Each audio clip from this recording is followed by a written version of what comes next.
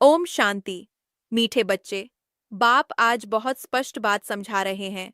तुम्हारे मुख से कभी भी हे ईश्वर, हे भगवान शब्द नहीं निकलना चाहिए। यह तो भक्ति मार्ग की प्रैक्टिस है। बच्चे, यह केवल शब्दों की बात नहीं है, यह तुम्हारी आंतरिक स्थिति का प्रमाण है।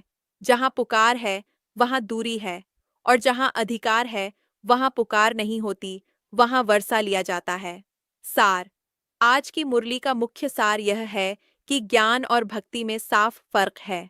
भक्ति में आत्मा पुकारती है, ज्ञान में आत्मा पहचानती है।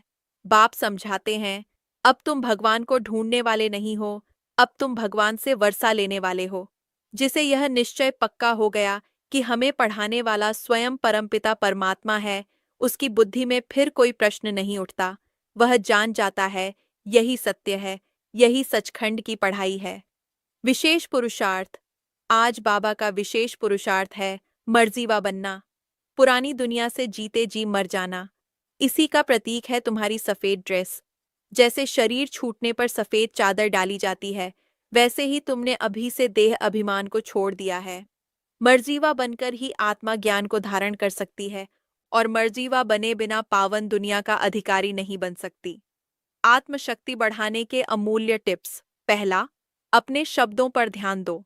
क्या मेरे मुख से अधिकार की भाषा निकलती है या भक्ति की पुकार?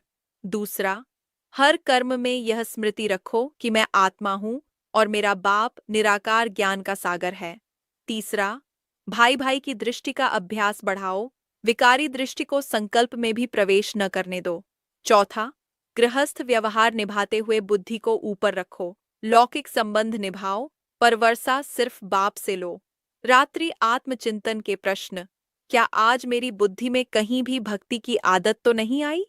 क्या मैंने स्वयं को मर्जी व आत्मा अनुभव किया? क्या मेरी दृष्टि भाई भाई की रही या देह की ओर गई? क्या मुझे पूरा निश्चय रहा कि मुझे पढ़ाने वाला स्वयं भगवान है? वरदान।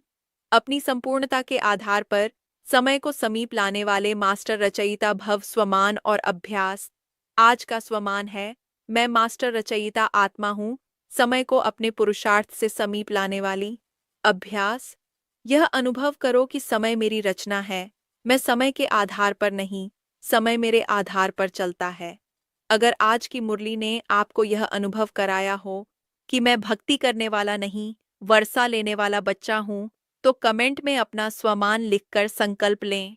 रोज बाबा की मुरली पाने के लिए सब्सक्राइब करें और इस ज्ञान को दूसरों तक पहुंचाने के लिए सेवा भाव से शेयर करें।